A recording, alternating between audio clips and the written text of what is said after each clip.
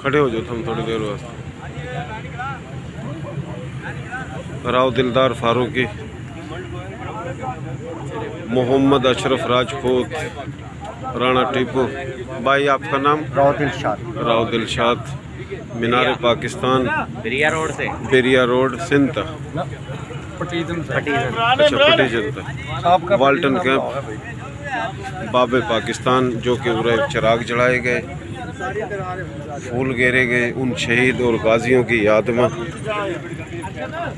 और मुतालबा है कि यादगार बनाई जावा शहीदों और गाजियों की याद में। 30 लाख शहीद बानियान पाकिस्तान, शहीद और गाजी, इनकी याद में यादगार बननी चाहिए।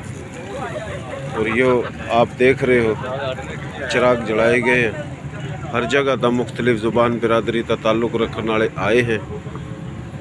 और ये एक अच्छी शुरुआत है, फातिहा ख़वानी भी करी है।